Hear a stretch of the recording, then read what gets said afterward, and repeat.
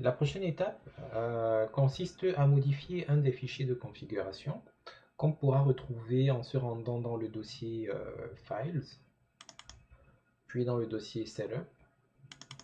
Le fichier c'est config, donc nous allons le modifier.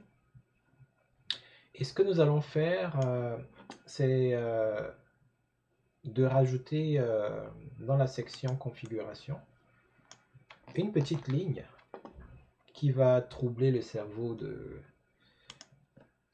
notre système. Alors, tabulation, et on rajoute. Donc, c'est une façon de lui demander de permettre, même comme ce n'est pas un serveur, d'installer quand même, parce qu'il reçoit l'information selon laquelle il doit s'installer sur un environnement serveur. Mais là, ce que c'est en train de lui dire, c'est que mon type reste tranquille et puis essaye d'installer ça même chez un client. Donc, on va enregistrer. Nous allons fermer.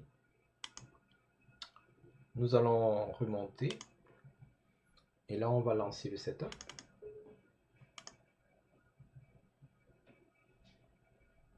On accepte. On continue. Alors là, il va nous demander si on veut installer de manière autonome ou sur une batterie de serveurs. Nous sommes en environnement de développement, donc on va y aller pour la version autonome.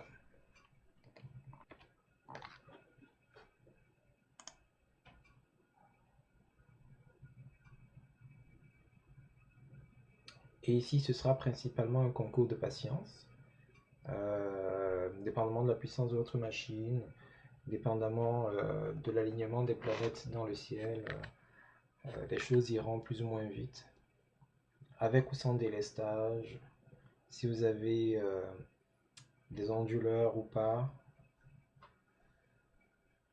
tout ça peut entrer en ligne de compte.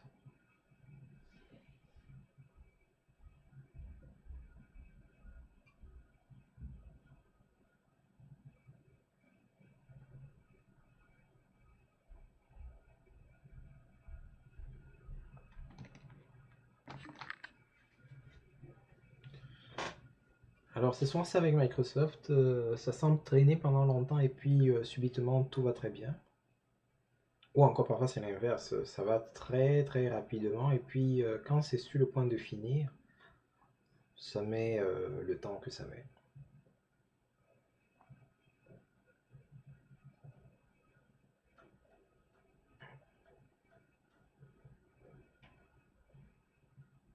Donc là nous attendons que les mises à jour soient appliquées.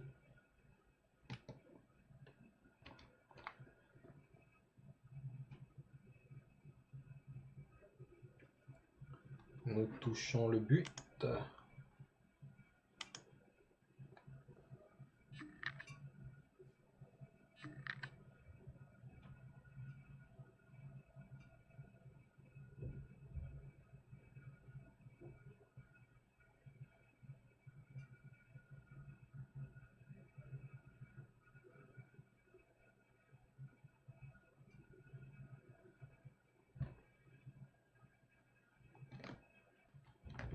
Très bien.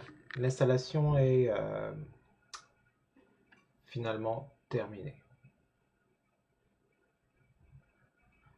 Mais avant d'installer, comment est-ce qu'on l'appelle, l'assistant de configuration, il y a des petites mises à jour qu'il va nous falloir d'abord déployer sur le système et après nous allons pouvoir passer à la suite.